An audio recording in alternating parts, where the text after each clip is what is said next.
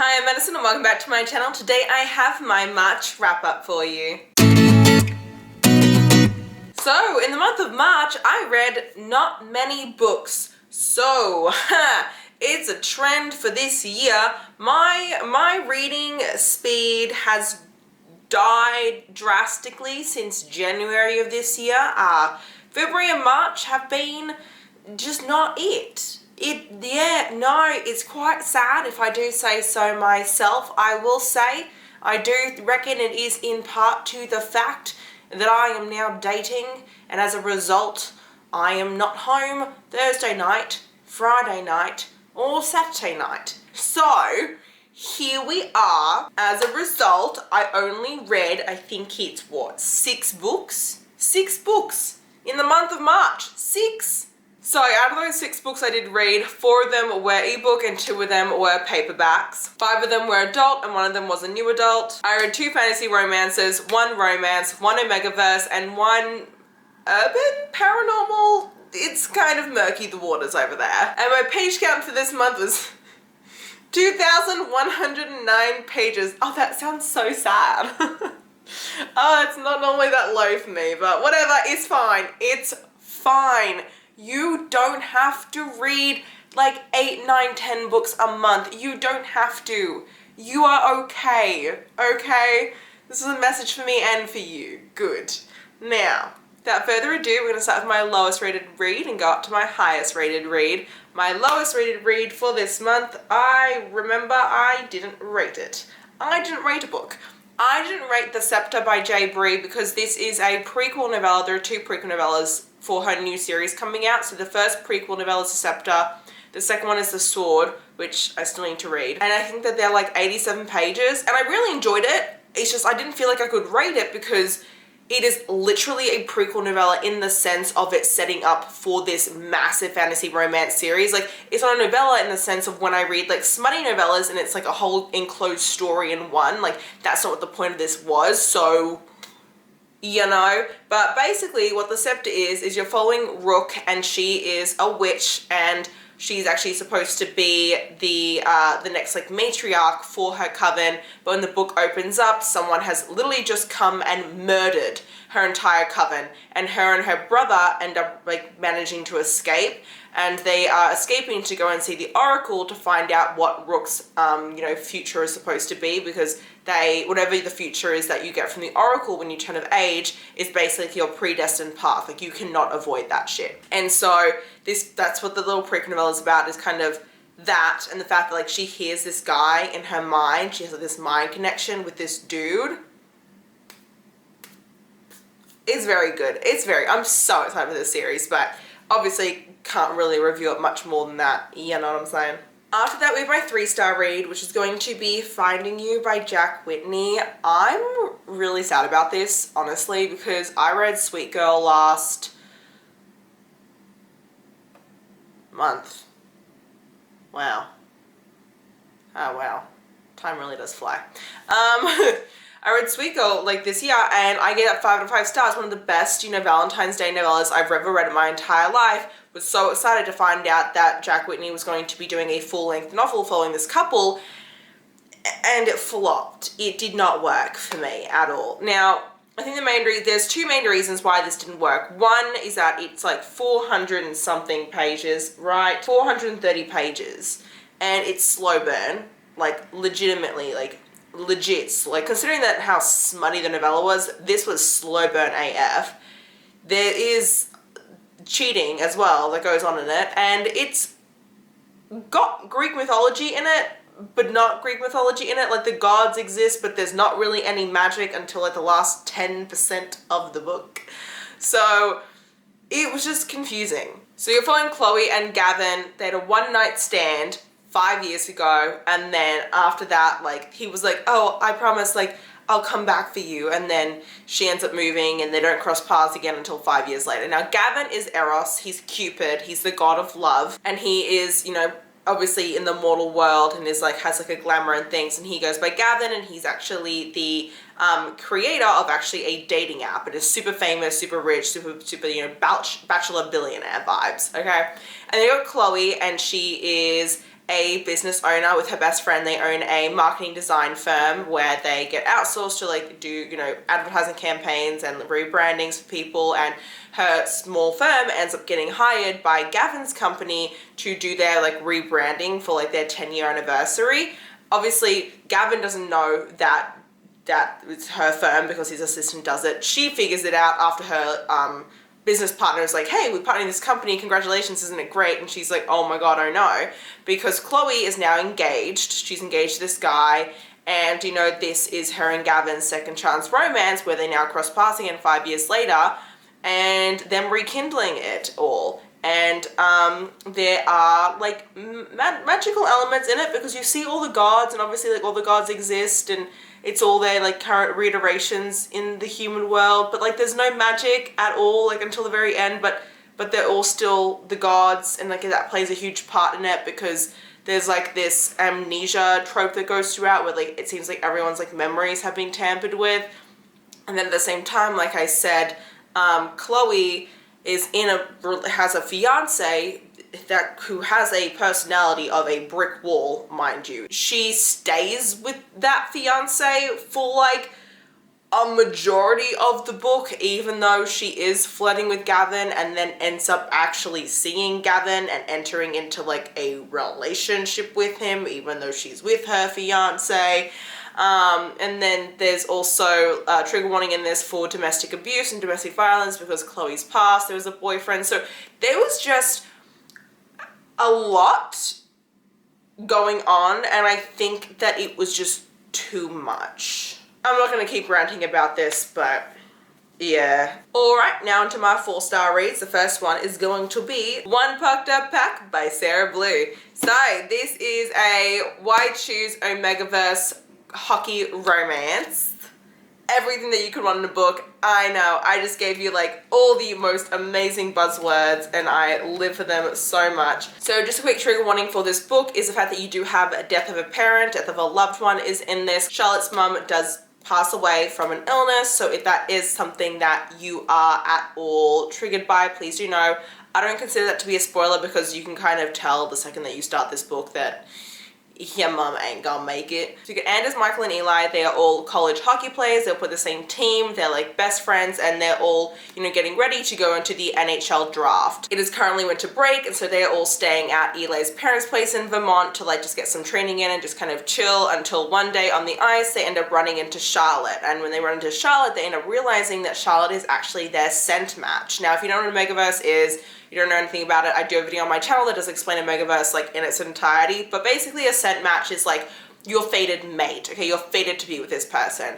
And the problem is that Charlotte has a lot of anxiety and abandonment issues, and the 3 boys are like, oh, you can't be in a pack if you're in the NHL because you don't know where you're gonna get drafted to. So it is Charlotte's romance with these 3 guys who she wants to be with and who want to be with her, but have these massive obstacles. It's very smutty, very hot, but there is a lot, this is very emotional at the same time because of, you know, Charlotte losing her mum and all the trauma that goes into that, and also because there is just a lot of grief and a lot of just the way that she kind of, depression, she gets depressed as fuck during this, and so that's a whole aspect of this as well. So even though you think going into this it might be fun and light, it also was a lot more sad than I was expecting it to be, which I really enjoyed. I really enjoyed those moments of it. The reason why this was a 4 and not a full 5 stars for me was because if you saw my vlog where I did read this, I was just not in the headspace while reading this book to read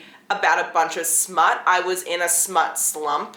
I forget who it was. Someone commented that on one of my videos, and I was like, that is such a great word. I was in a smut slump. I wasn't really feeling like I was in the mood to read about a bunch of people banging and having sex and having the time of their lives, because I had just gotten out of like a situationship, and I was like, I don't want to read about you bitches being happy. I'm not happy. Screw you, basically. And so that did hinder my enjoyment of this. So it's not the book's fault that it's not a 5 stars. It's me fault that it's not 5 stars. But I adore the crap out of Sarah Blue, especially if you love Omegaverse. If you're looking into Omegaverse, you have to check her out. She's like hands down like a bread and butter Omegaverse author. Okay, my next 4 out of 5 stars is why did I forget the name? The Zodiac Academy, The Awakening. Honestly, You know what, like low-key, I kind of think like it might be a 4.5. I think back to reading this, I had such a blast. I need to buy the second book because it was just so, it was such a wild ride. It was so much fun, and like it's some of like the most fun I've had reading a book like in the last couple of weeks, like hands down. So I don't know, I might actually have to renege that. This might be a 4.5. I mean, it's all, you know, irrespective of the situation. So I have a whole 24-hour reading vlog, spoilery, of me reading this if you want to go check it out. So I'm not going to go too much into detail here about my thoughts on it. So you follow these two twin sisters, Darcy and Tori. They've been living in the human world their entire life. They were like foster children. They were going from house to house. They turned 18 a couple months ago. They're struggling to make ends meet. And then one day, this man rocks up out of nowhere and basically whisks them off to a parallel universe where it turns out that they are actually the lost princesses. And so they are technically the heirs. The only problem is that since they've been missing for all these years since their parents were murdered, there are these other families that have taken over, like this kind of like council of 4 families that now rule the entire kingdom. And now these 4 families are threatened because these 2 twin sisters could now usurp them and basically like take away all their power. And these 4 families have 4 sons that all attend Zodiac Academy, which is the academy that Darcy and Tori must attend and excel in and succeed and graduate from if they want to be able to inherit their roles and rightful place as like queens, basically. And so this is a bully romance. Obviously you've got the 4 guys in school who like bully them and don't like them, but there are a lot of other people that do bully them as well. There is like a slight student-teacher romance vibes. There's like literally everything under the sun romance vibes in this. Like I can't even count it. I don't even know what the actual endgame ship couples are because there's like 17 options right now. But what I really love about this series is that its elemental magic is the main basis of everything for the Fae, and elemental magic is just literally, I live for elemental magic. I would love the shit. If I could have a superpower, it would be elemental magic to the max. I would always pick that, no matter what. I just think it's so cool. I feel like a lot of people kind of think it's really overhyped or that the writing isn't great, and I will admit, like, there are typos in here. The writing started off really not that great, but it got better. The writing got better as the book went on, which is what I'm finding with a lot of the fantasy romances that I'm picking up lately that went really viral, that are like really long series, is that the first book, the very beginning of it, maybe isn't the best written, but then the rest of it gets good, and then the subsequent books in the series are really good. So sometimes you just gotta push yourself a little to get through some of it, and then the payoff ends up being delicious. So, just saying. Oh, LOL, I just realized that the last 2 books on this list are both Corinne Michaels. Moving on to my for sure 4.5 star reads. I had no 5 stars this month, but well, the first of which is going to be A Chance for Us by Corinne Michaels. This is book 4 in the Willow Creek Valley series. There are alternate covers to this. You don't have to get the one with the man on it. They're just the ones that I like to tab. This is a small town fake marriage romance. Again, this book also has a trigger warning in it for death of a loved one. The main character's dad does die of cancer, but you know that's going to happen from the beginning because that's the entire premise of the book, okay? Not spoiler. So you have Oliver and you've got Marin. Now Marin's dad is dying from cancer, and his one dying wish is that he would love to walk Marin down the aisle, but you know, no pressure, no pressure. Marin starts dating a guy. That guy gets the gist of that, ends up proposing to Marin. It's like a 6-week thing from like literally their conception of them dating to agreeing to get married. And the place that she ends up booking her wedding is at Firefly Resort. And Firefly Resort is owned by Oliver and his siblings. Now Marin does know Oliver. They went to college together, and Marin's best friend is actually Oliver's ex. So they do know each other. And the problem is that literally the day that Marin gets there, 24 hours before her wedding, she gets a call from her fiance. And what does her fiance say? I'm backing out. I can't do this. Bye. And she sits there and she goes, oh my God, what do? I'm supposed to get married in 24 hours. I told my dad, like, this is humiliating. Her fiance's name was Oliver. So, what does Marin do? Of course, she goes to Oliver Parkinson and goes, will you marry me? He goes, no. She goes, please, I will do anything. I need you to marry me. He goes, this is ridiculous. Just tell everyone the truth. don't do this. Anyway, Oliver's sister ends up convincing him to say yes, and he agrees to get fake married to Marin, and it is their fake marriage that then turns into a legit marriage, and it's like all of their romance. It is like actually a long distance relationship as well for a little bit of this, which was really interesting.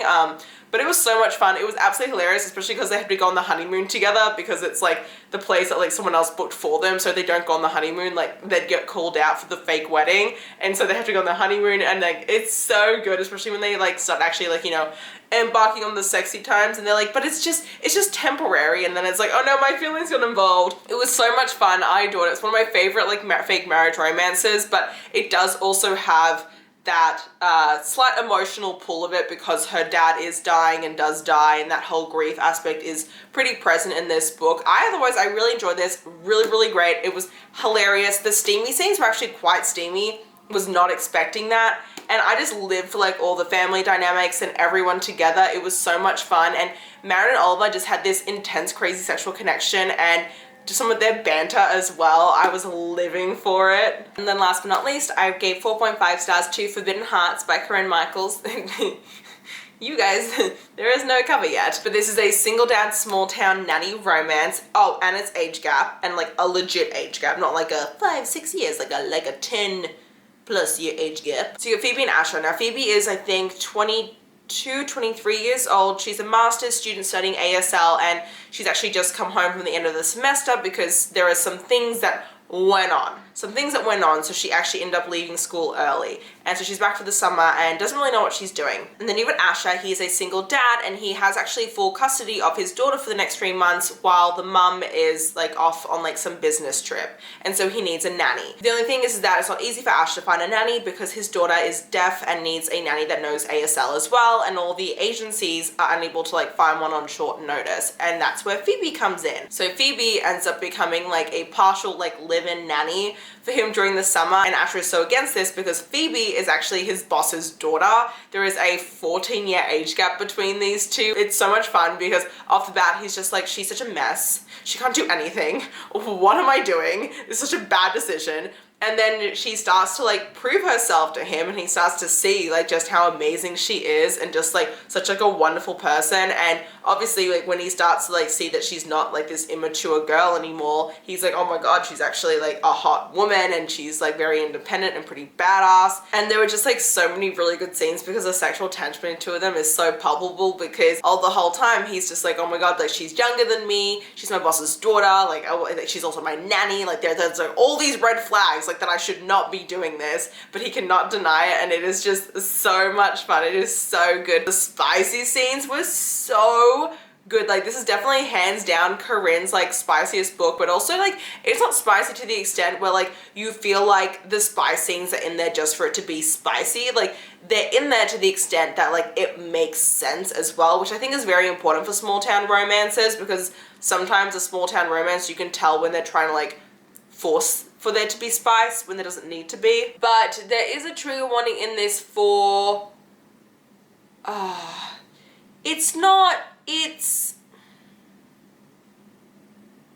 the thing is that it's not like it is pedophilia, because the guy is like, they're all of age and like 18 and stuff, but there is that sort of trigger warning though in this book, if just a FYI.